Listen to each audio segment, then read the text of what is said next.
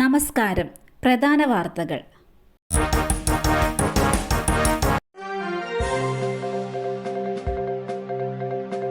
രാഷ്ട്രപതിയുടെ ശബരിമല സന്ദർശനം, സുരക്ഷാ മുന്നൊരുക്കങ്ങൾ വിലയിരുത്തി.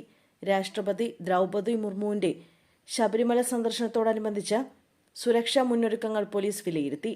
രാഷ്ട്രപതിയുടെ ശബരിമല സന്ദർശന തീയതി അടുത്തയാഴ്ച തീരുമാനമാകും. ഒക്ടോബർ 19, 20 തീയതികളിൽ ദർശന സൗകര്യമൊരുക്കാമെന്ന് സംസ്ഥാന സർക്കാർ രാഷ്ട്രപതി ഭവനെ അറിയിച്ചു. ഒക്ടോബർ 16-നാണ് തുലാമാസ പൂജകൾക്കായി ശബരിമല നട തുറക്കുക. ബൈക്ക് സ്വകാര്യ ബസിനടിയിൽപ്പെട്ട് റിട്ടയർഡ് ഡെപ്യൂട്ടി റേഞ്ച് ഓഫീസർ മരിച്ചു.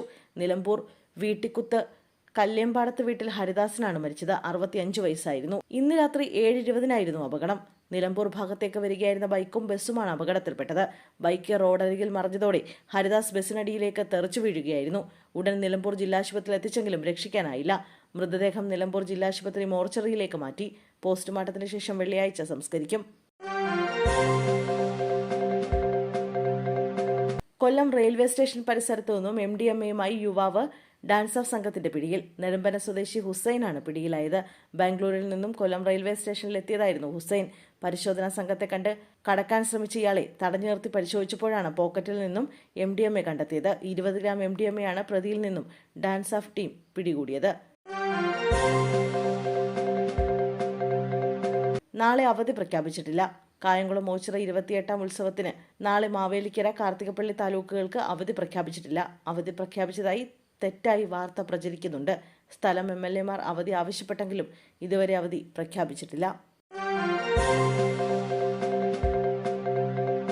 CPM നേതാക്കളുടെ വീടുകളിലേക്ക് ബോംബെറിയും. കൊലവിളി പ്രസംഗവുമായി BJP. അക്രമം തുടർന്നാൽ CPM നേതാക്കളുടെ വീട്ടിലേക്ക് ബോംബെറിയുമെന്ന് BJP നേതാവിന്റെ ഭീഷണി. കണ്ണൂർ നോർത്ത് ജില്ലാ സെക്രട്ടറിയാണ് ഭീഷണി മുഴക്കിയത്. കണ്ണിൽ നിന്നല്ല, നെഞ്ചിൽ നിന്ന് കണ്ണീർ വീഴ്ത്തുമെന്നും BJP അർജുൻ മാവിലക്കണ്ടിയുടെ പ്രസംഗത്തിൽ പറയുന്നു.